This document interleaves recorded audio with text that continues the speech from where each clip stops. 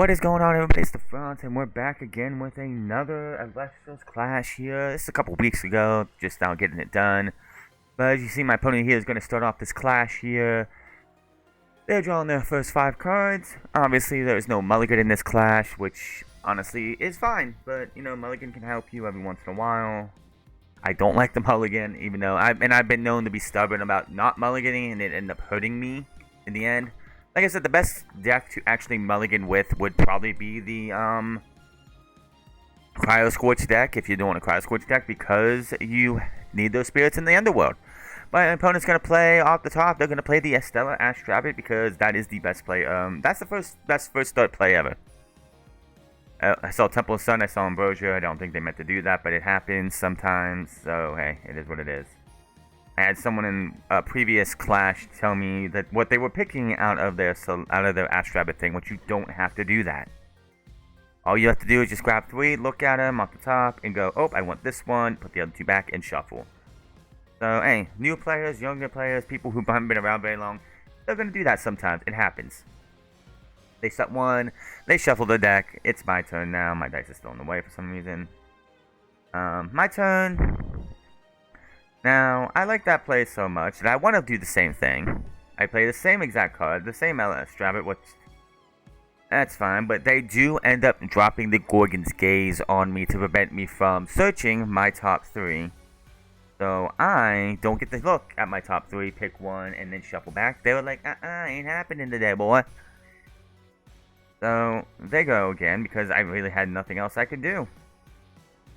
I was really hoping that I would get something good out of that search. Didn't get it. So my opponent plays their next card, or this they draw.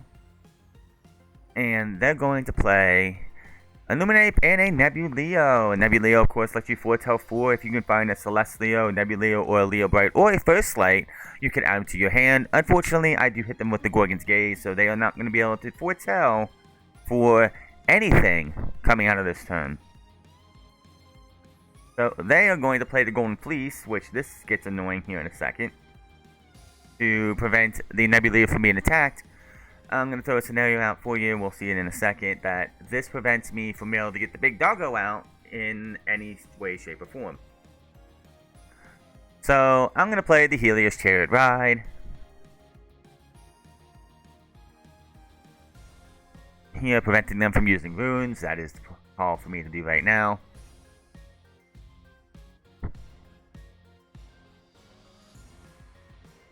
I'm getting on my spirits here. This is a very expensive play, mind you. This is very expensive.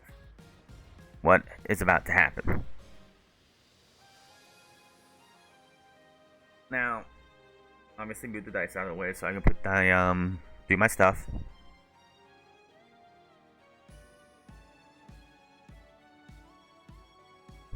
I'm going to play the Hephaestus, as you can see, ready to put this down. Ready to put the beat down. I add 1, 2, 3 to it to give it 4. Now, Hephaestus is obviously, like any other divine, it's a good spirit bank for Nexusing, which is the most obvious thing that you're going to do here.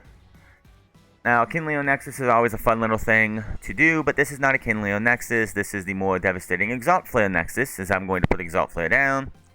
Nexus 2 up. You add another Exalt Flare on top. To Nexus 2 more. To get a Blazerus up. Now, obviously, Blazerus has the effect to be able to attack twice. My mistake here that I make is I'm going to attack into the Ash Rabbit and then into the Fleece. Unfortunately, because the Golden Fleece is up, I cannot get Trifernal on the field. We actually call a judge in to see what whole ruling on this is. I should have been like, yeah, that makes sense. But yeah, because of the fact that this is what's going on right now, is we're going to be talking to a judge here.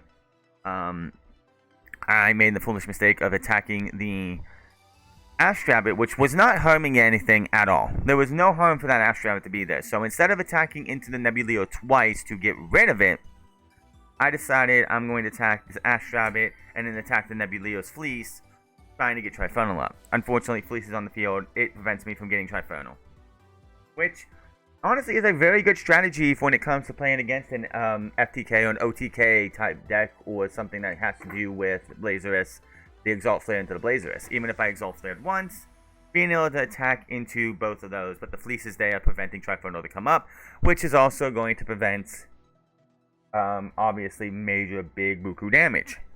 Because I could have knocked them for 6 if I would have taken unattack both the Nebuleo twice. Unfortunately, I didn't do that. So that one's on me. So that's on me, and that's my fault. I was just thinking, I have no idea what I was thinking at the time. I don't know what I'm doing with my hands here. We're gonna just skip ahead a little bit. So I'm checking my spirits underneath. I have 7 because it took 1, 3, 1, 2, 1, 2, 1.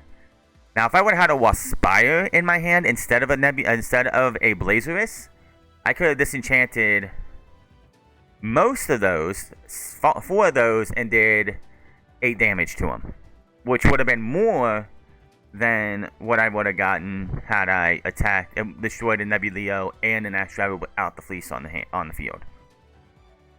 So forward here. Alright, they'll turn up as I had nothing else I could really do. I'm down to 8 spirits out of that. I couldn't. It's a shame I couldn't get them down to 6 themselves or 8 themselves. But hey, that is my fault. This clash should have went completely different, but that was on me. They do. Did I do that right? Let me back this up for a second. This is on me. I believe they did. They're gonna do the foretell. They already foretold to get a second Nebuleo. They're trying to figure out what they want to do because right now they're in a pretty big sticky situation here because I have Blazerus on the field. And my Blazerus currently has 7 spirits underneath of it. Now, unfortunately, Blazerus is in Cryoblast range because I don't have a Stadium up. If I had the Volcanic Forge up, Cryoblast wouldn't be able to destroy it. But because I don't have the Stadium up, if they were to play Cryoblast right now, which they don't, I think that's what they're looking at right now, is to see how much they have in there for what they're going to play here. Which, my opponent is looking to play something to, you know, prevent the ascension of my thing. They are going to foretell here. They get 1 extra Nebuleo, which, thankfully, it wasn't a Celestleo or a Leo Bright, which I come to find out later they don't even have a Celestleo in this deck yet because it did not get to them in time, unfortunately. Which makes playing this deck very difficult if you don't have the big old kitty cat for, you know, ascending into or getting on the field. Because once you get that big kitty cat on the field, it's practically game over for your opponent. It is. So they do play them. They do get the Nebuleo Foretell up. Gets the second Nebuleo. Which they had a pretty good hand. They had a pretty good 4 there for the next 4 turns. The next 3 turns. Right now, they do get to play an Ambrosia to get themselves back up to 16 spirits. Which, never a bad play, but they are definitely in a massive lead right now when it comes spirit-wise. Due to me doubling Exalt Flaring up to get that done. They will put Nebuleo in defense position, which is very smart because that means, and then they're going to play Cyphermel. Oh no. Cyphermel then means that they're going to be able to get a Golden Fleece. They're able to put the Golden Fleece on the Cyphermel, get 2 spirits from the Underworld, saving your spirit bank. Which means that I cannot get Trifundal on the field again if I go for the double attack on both of these Elestrals. I cannot. So, I'm in a spot where it's like I want to get the big dog out. I'm not drawing the big dog, so, and they're going to put it in defense, which is also very smart because if I double attack into it, the first one doesn't do any damage, the second one's going to do 6 spirits of damage to them. So, definitely tell this is not the first time or that my opponent probably has played Elestrals or they're very wise to the rules and everything. You definitely want to have, especially since I have 7 spirits on my Blazers, if you can't get rid of that, you definitely put your Elestrals into defense position because then I can't do any spirit damage to you. So, there is that. I draw now. And I'm going to expend to draw. Nothing else I can really do. They're rocking a cool 15 spirits right now in the spirit deck, and I only have 8 going into this. I now have 7, obviously. And the only thing I can do, I ask him about Nebuleo's defense. I do put Astravid in defense attack position. I am going to double into the Cybermel, destroying the Fleece and Cybermel. Again, no spirit damage to them. I will attack the Nebuleo, wiping their board and ending my turn because I have nothing else I can really do. I do have 1 face down.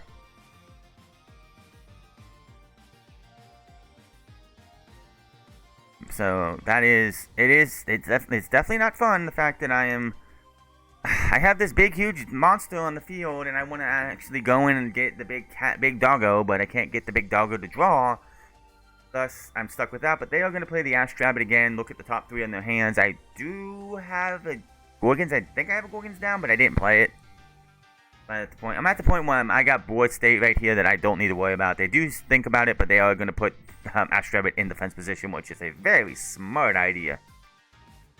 There's literally no reason to have the Astrabbit in. I mean, he could have Astrabbit, attack the Astrabbit, crash both of them, and then possibly on the next turn, if they happen to have a resting on your laurels, you can play resting, destroy my Lazarus, and change the game completely. That's the thing about making sure you have an Celestial on the field. If I don't have that Astrabbit on the field, it's very difficult to me to try and get to think about putting Blazarus on the field in that high of a spirit count, because 1 resting would end it.